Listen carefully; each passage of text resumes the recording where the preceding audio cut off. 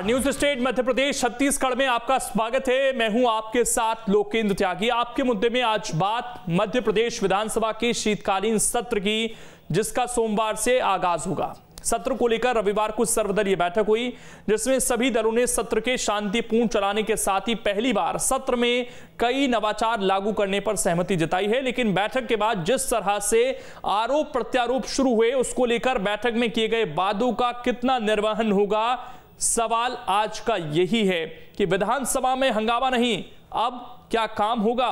सत्र में नए नियम पर सहमति, इनका पालन कितना होगा, और विधानसभा में गरमाए ओबीसी आरक्षण का मुद्दा, यह भी बड़ा सवाल है, क्योंकि इसको लेकर भी आरोप प्रत्यारोप लगातार हो रहे हैं सदन के बाहर। आज इसी पर करेंगे चर्चा। कुछ खास मेहमान भी हमारे साथ जुड़ेंगे, लेकिन उससे पहले आज की रिपोर्ट आप देखिए। सोमवार से मध्य प्रदेश के शीतकालीन सत्र का आगाज होगा, जिसको लेकर रविवार को विधानसभा अध्यक्ष की अध्यक्षता में सर्वदलीय बैठक हुई। बैठक में विधानसभा अध्यक्ष गिरीश गौतम ने सभी दलों से सत्र के शांतिपूर्ण चलाने के लिए सहयोग मांगा, जिस पर सभी दलों के नेताओं ने विधानसभा अध्यक्ष को सदन चलाने में सहयोग का भरोसा दिया। इस सत्र में कई नवाचार करने पर भी सहमति बनी। 5 दिनों का होगा शीतकालीन सत्र। सत्र 20 दिसंबर से शुरू होकर 24 दिसंबर तक आयोजित किया गया। 22 दिसंबर को पहली बार महिला विधायकों को प्रश्नकाल में मौका दिया जाएगा। पहली बार सदन में प्रिंटेड प्रश्न उत्तर पढ़ने के बजाय सीधे पूरक प्रश्न पूछने की विधायकों को अनुमति दी जा रही है। सदन का समय बचाने के लिए ये नई पहल की गई। सत्र के दौरान 1578 सवाल होंगे, जिनका विभागों के मंत्री जवाब देंगे। विधायकों ने 699 ऑनलाइन प्रश्न पूछे हैं, जबकि 879 सवाल ऑफलाइन पूछे गए हैं। 1578 सवालों में से 825 तारांकित प्रश्न हैं, तो 753 अतारांकित प्रश्न हैं। 22 तारीख को प्रथम बार के विधायक और महिला विधायकों को ही लॉटरी डाली गई है। बाकी जो क्वेश्चन लगे थे वो 22 तारीख वाले में, उनको हटा करके प्रथम बार के विधायकों को और महिलाओं के क्वेश्चन को लेकर के उसमें से लॉटरी निकाल करके 25 जो प्रश्न बने, उसमें महिलाओं के और प्रथम बार के विधायकों के बने। वहीं सत्र के दौरान सरकार अनुपूरक बजट पास कराने के साथ ही 5 विधेयक भी लाएगी। पत्थरबाजों पर विधेयक इस सत्र में आ रहा है, जो वसूली विधेयक है हमारा। सत्र में जनहित से जुड़े मुद्दे भी उठेंगे, अनुपूरक बजट भी पास होगा, प्रश्नकाल के माध्यम से, ध्यानाकर्षण के माध्यम से, स्थगन के माध्यम से आएंगे। 5 विधेयक अभी तक आ गए हैं, टेबल हुए हैं। वहीं बैठक में कांग्रेस ने भले ही शांतिपूर्ण सदन चलाने पर सहमति जताई, वहीं बाहर आकर सत्र को लेकर अपनी मंशा साफ कर दी। हमारे पिछड़े वर्ग आरक्षण का मुद्दा है, हमारे खाद बीज का मुद्दा है, बेरोजगारी का मुद्दा है। ये मुद्दे क्या सरकार स्वीकार करती है कि हम इसको लें? 139 में हम टेकअप करें, हम स्थगन प्रस्ताव लाएं। सत्र से पहले हुई सर्वदलीय बैठक में सभी दलों ने शांतिपूर्ण सदन चलाने को लेकर भले ही सहमति जताई हो, लेकिन कांग्रेस ने सत्र को लेकर जिस तरह से अपनी मंशा पहले ही जाहिर कर दी है, उससे सत्र के हंगामेदार होने के पूरे आसार हैं। भोपाल से जितेंद्र शर्मा के साथ टीम न्यूज स्टेट। और चर्चा करने के लिए 2 खास मेहमान इस वक्त हमारे साथ जुड़ गए हैं। परिचय करा देता हूं, डॉक्टर सत्यप्रकाश शर्मा जी हैं, वरिष्ठ पत्रकार हैं। इसके अलावा अजय सिंह यादव, कांग्रेस के नेता, हमारे साथ जुड़ गए हैं, और कुछ देर में धैर्यवर्धन शर्मा, बीजेपी के नेता, भी हमारे साथ जुड़ेंगे। अजय सिंह यादव जी, सवाल सबसे पहला आपसे ही। आप लोग ये कह रहे हैं कि सत्र छोटा है, इसकी अवधि बढ़ाई जानी चाहिए, लेकिन विधानसभा अध्यक्ष ने एक बहुत अच्छी बात कही। उन्होंने कहा कि हम लंच टाइम को भी एडजस्ट कर देंगे, 5 बजे सदन की कार्रवाई खत्म ना होकर उसका टाइम भी बढ़ा देंगे, बशर्ते एक सार्थक चर्चा तो हो। तो क्या आप शिकायत करने के बजाय जो समय मिल रहा है उसमें चर्चा करना ज्यादा बेहतर नहीं है?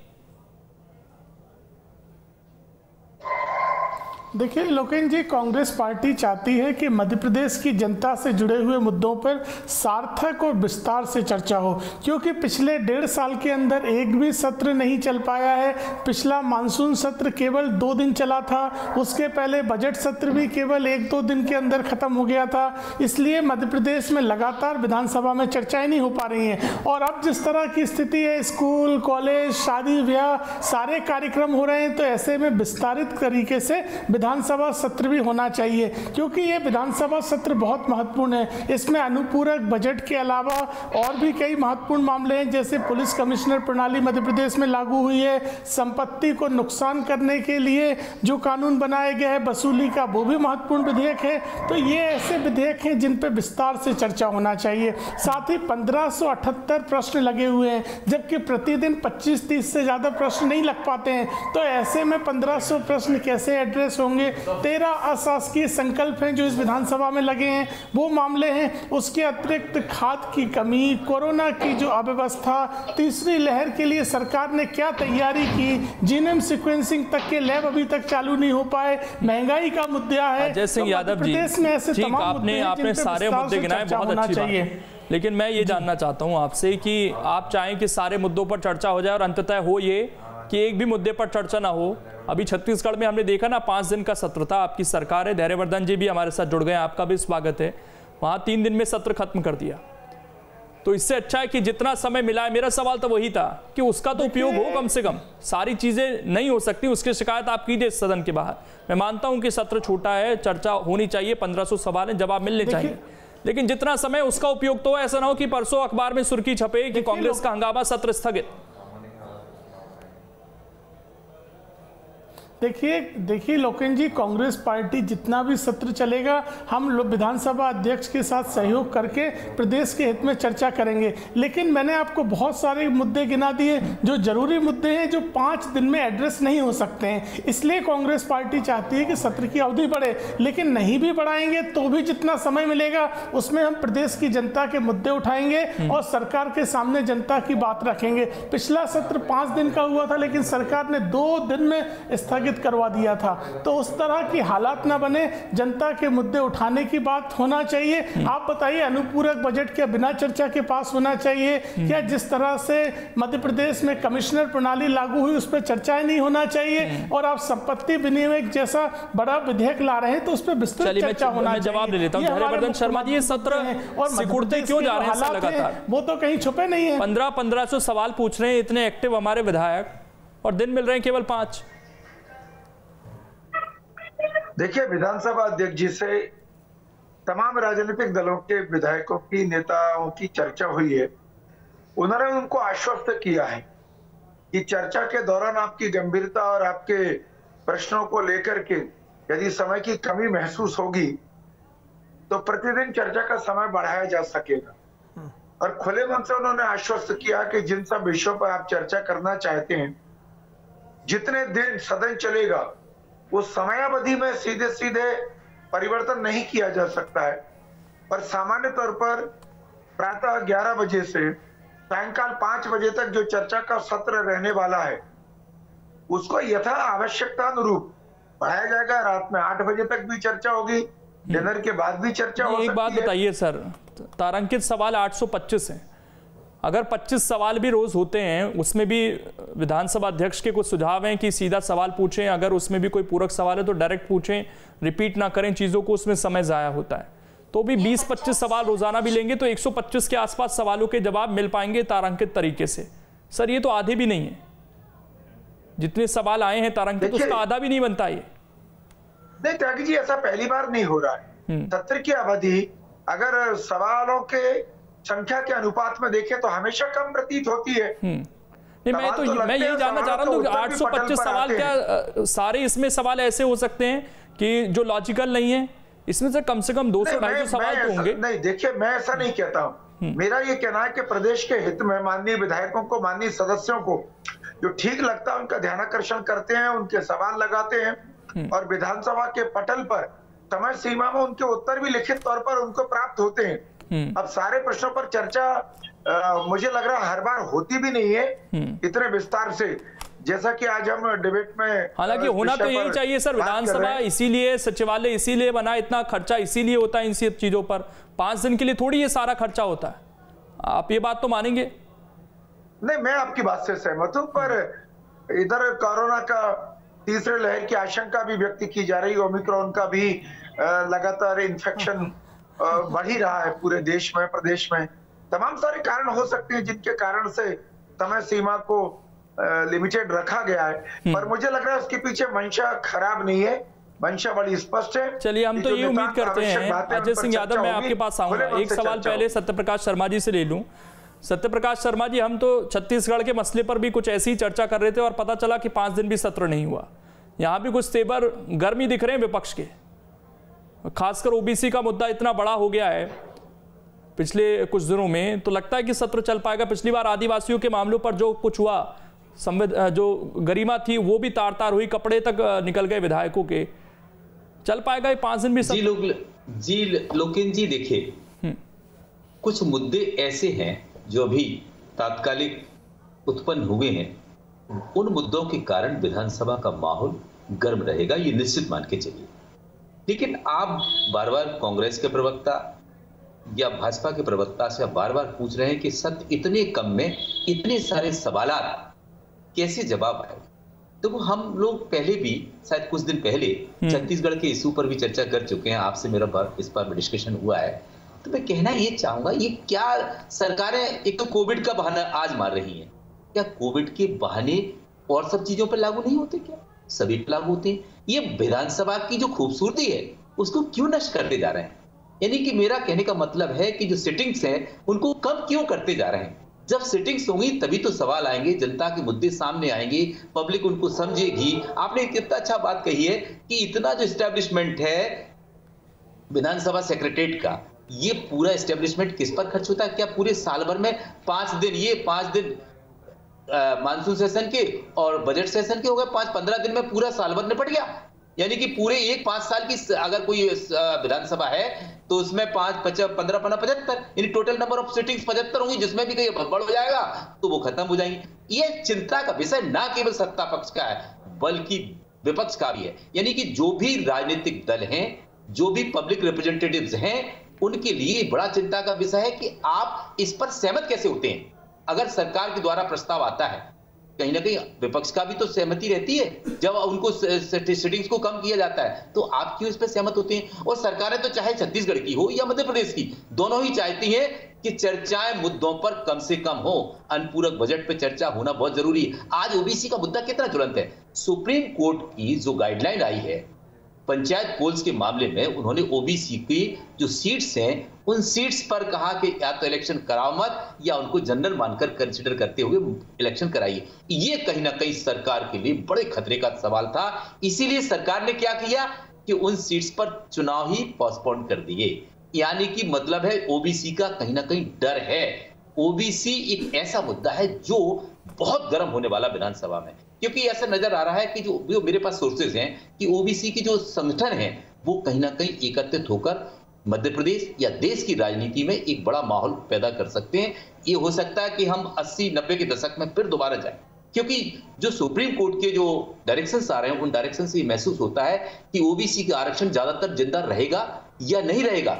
ये एक बड़ा सवाल खड़ा हो रहा है और ये डिबेटेबल इशू बनेगा, जिसके कारण विधानसभा बहुत गर्म रहेगी। ये बिल्कुल पक्की बात है। हालांकि अजय जी ने कहा कि जो कमिश्नर प्रणाली है उस पर डिबेट होगा, वो इतना बड़ा मुद्दा नहीं है क्योंकि वो केवल 2 शहरों तक सीमित है और वो उसके परिणाम ज्यादातर जगह से अच्छे ही आए हैं, बुरे कहीं से भी नहीं आए। कुछ रेट भले ही कम गिरा हो अगर क्राइम का, लेकिन उसके परिणाम अच्छे हैं। आज तात्कालिक एक्शन के लिए वो प्रणाली बहुत जरूरी है। लेकिन मैं आपको बार बार कह रहा हूं कि ओबीसी का मुद्दा, आदिवासियों का मुद्दा, बेरोजगारी का मुद्दा, एग्रीकल्चर से रिलेटेड खाद की समस्या, ये विपक्ष, जैसा कि आपने देखा कि लीडर ऑफ पोजीशन कमलनाथ जी ने बात कही है। लेकिन सबसे बड़ा सवाल ये है कि आज हालात क्या है। एक बड़े बड़े कार्यक्रम सरकार कंडक्ट करती है, बड़े बड़े कार्यक्रम अपोजिशन लीडर्स ऑर्गेनाइज करते हैं, लेकिन बावजूद विधानसभा की कार्रवाइयों से क्यों डरते हैं? क्यों डरते हैं? ये वास्तव में मुझे इस बात पर बड़ी चिंता है कि क्या इस देश को, डेमोक्रेसी को लेकर लीडर्स कहां जा रहे हैं? हम लोगों ने उनको चुना क्यों है? हमने चुना इसलिए कि आप पब्लिक के ऐसे मुद्दे जिनको वहां विधानसभा में उठाएं, सरकार की नजर में आए, लोगों की नजर में आए। मैंने आपको शायद पिछली बार भी कहा था कि विधानसभा जो चलती है या पार्लियामेंट चलती है, जब मैं छोटे से मैं इस चीज को समझता हूं। जब से मैंने ग्रेजुएशन में एडमिशन लिया तो मैं देखता था कि भोपाल में, जब मैं भोपाल विजिट करता था, क्योंकि मैं बेसिकली ग्वालियर से हूं, तो जब ग्वालियर से भोपाल जाता तो महीने महीने भर वहां का विधायक को हम क्षेत्र में ढूंढ पाते थे। क्या कहते थे कि भाई असेंबली चल रही है, आजकल वो हाउस चल रहा है तो वहीं है। यानी कि 1.5 महीने के विधानसभा सत्र होते थे।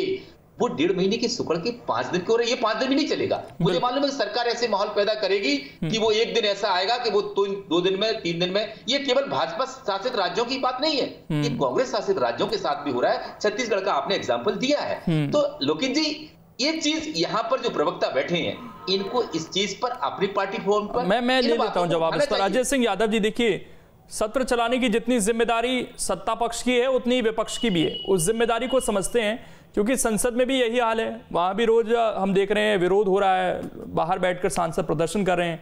छत्तीसगढ़ में आपकी सरकार है, वहां पर उन्होंने चर्चा नहीं कराई ठीक से।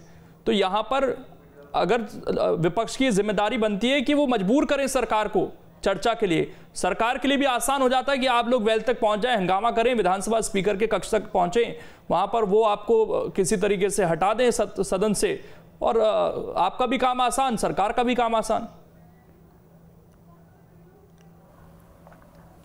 देखिए लोकेश जी, सर्वदलीय बैठक में आज हमारे नेता कमलनाथ जी ने विधानसभा अध्यक्ष और तमाम बीजेपी के नेताओं की मौजूदगी में सत्र को बढ़ाने की मांग करी है, क्योंकि हमने पहले भी कहा है कि मध्य प्रदेश में पिछले 2 साल से लगातार सत्र नहीं हो पा रहे हैं। ऐसे में अब जब हालात ठीक हैं, जब सभी तरह के कार्यक्रम चल रहे हैं कोरोना की तीसरी लहर के खतरे के बावजूद, तो कम से कम सत्र भी चलने दिया जाए। जब राजनीति हो सकती है, स्कूल कॉलेज शादी ब्याह सब हो सकते हैं, तो होना चाहिए। इसलिए भारतीय जनता पार्टी मुद्दों से भाग रही, हम चाहते हैं चर्चा होना चाहिए, जैसे किसानों का मुद्दा हो, और ये जो ओबीसी का मामला आया है, वो गरिमा बनाकर रखेंगे आप लोग। मुद्दा नहीं है मध्य प्रदेश, बात गरिमा की है सर। विपक्ष अगर ये चाहे कि सरकार उनके हिसाब से जवाब दे सर, वो तो होता नहीं है। उसके बाद विपक्ष क्या करता है, नारेबाजी शुरू हो जाती है, तो विधानसभा स्पीकर को मजबूरी में हटाना पड़ता है। वो गरिमा कम से कम आप लोग बनाकर रखें। अगर आपके हिसाब से जवाब नहीं मिलता है तो आप बाहर आकर कहिए ना मीडिया से। देखिए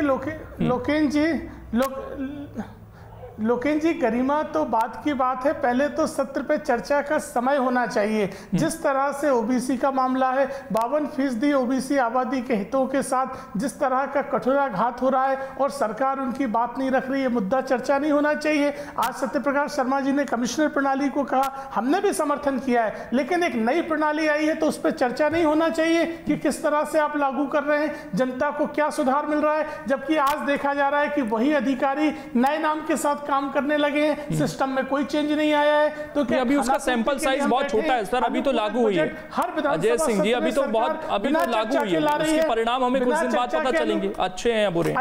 देखिए लोकेश जी, परिणाम का सवाल नहीं है, हम तो चाहते हैं अच्छे से लागू हो, लेकिन चर्चा का सवाल है। हम चाहते हैं कि किसानों के मुद्दों पे चर्चा हो, खाद की क्यों कमी हुई कि किसानों को डंडे। मैं आपको मना नहीं कर रहा सर, मुद्दों को लेकर तो मैं मना ही नहीं कर रहा। मैं सवाल ये था कि जो एक गरिमा होनी चाहिए सदन की, वो गरिमा बनी रहेगी। आश्वासन आज दे रहे हैं, क्योंकि हो सकता है कि अगले 5 दिनों में फिर हम टकराएं इस डिबेट में, फिर सवाल आएगा कि कांग्रेस के विधायकों ने क्या किया। कांग्रेस पार्टी पूरी तरह विधानसभा अध्यक्ष का सहयोग करेगा। मैं बीजेपी के प्रवक्ता से पूछना चाहता हूं, धैर्यवर्धन शर्मा जी, दिक्कत क्या है? अगर सत्ता पक्ष मजबूत है, बढ़ाई अवधि 15 दिन करिए, ठीक, अभी ठीक है। दिक्कत क्या है, किसी भी सरकार को अगर आपने अच्छा काम किया है तो विधानसभा में चर्चा कीजिए ना, सामने से आकर। ओबीसी का मामला हो, अगर आप लोग हितैषी हैं, किसानों के खाद का मामला हो, अगर खाद की कोई कमी नहीं रही, बिजली का कोई संकट नहीं रहा प्रदेश में, तो खुलकर बात करिए विधानसभा के अंदर। विपक्ष को भी मौका दे देते हैं आप लोग की सरकार बचती है चर्चा करने से। देखिए, सरकार के समक्ष जो भी विषय आएंगे चर्चा में, कोरोना पे भी चर्चा, सरकार बहुत ईमानदारी के साथ उन सब विषयों पर चर्चा का जवाब भी देगी, चर्चा का अवसर भी मिलेगा, और विधानसभा में बहुत। आप देखिए कांग्रेस का रवैया क्या रहने वाला है। आज मैं कोई भविष्यवाणी करने की स्थिति में नहीं हूं, पर अभी तक चाहे लोकसभा का मामला हो, राज्यसभा का मामला हो, विधानसभा विभिन्न राज्यों की, वहां का भी आप देख लीजिए। मुझे लग रहा है कल काम होगा सत्र में सर, करनी है तो 5 दिन धैर्यवर्धन जी, क्योंकि पहला दिन अमूमन हम देखते हैं एक परंपरा रही है कि श्रद्धांजलि के बाद सत्र को अगले दिन के लिए स्थगित कर दिया जाता है, क्योंकि सत्र ऑलरेडी बहुत कम है और विधानसभा स्पीकर ने कहा कि हम एक सेकंड को यूटिलाइज करना चाहते हैं। तो कल का, क्योंकि बिजनेस तो आ गया है, तो काम होगा या नहीं होगा?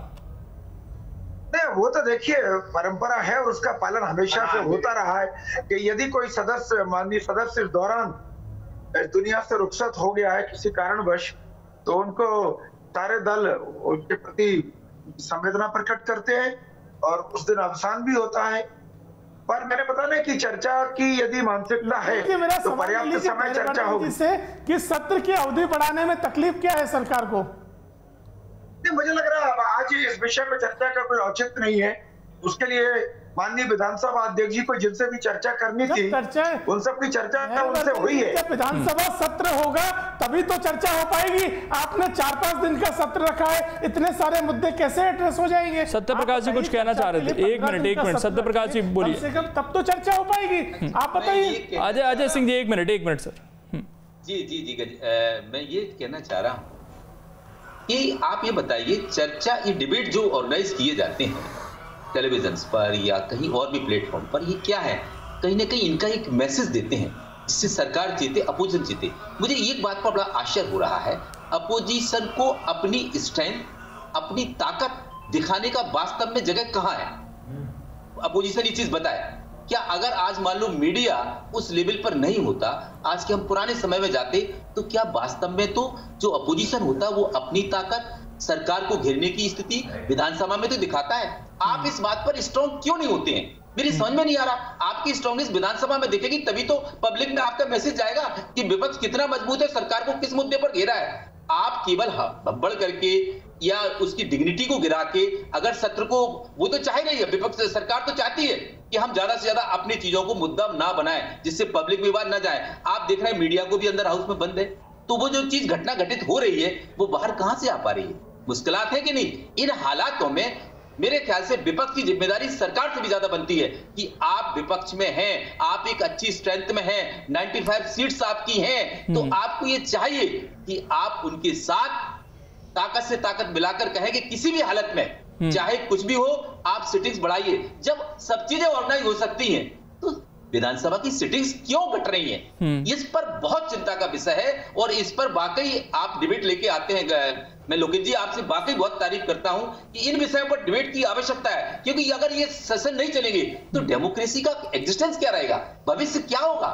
इस पर बड़ा गंभीरता से जितने भी पॉलिटिकल पार्टीज हैं उनको गंभीर होना पड़ेगा। क्योंकि आप देखें, भले ही लोकसभा की स्थिति क्या होती है, पार्लियामेंट की स्थिति क्या होती है, लेकिन वहां देखिए कितना एक स्पान है बहुत बड़ा, लंबे समय तक जिस तरह के संकेत मिल रहे हैं। सत्यप्रकाश जी, अभी जब मैंने धैर्यवर्धन जी से पूछा, लग रहा है कि कल का दिन भी केवल श्रद्धांजलि के लिए रह सकता है, ऐसा प्रतीत हो रहा है।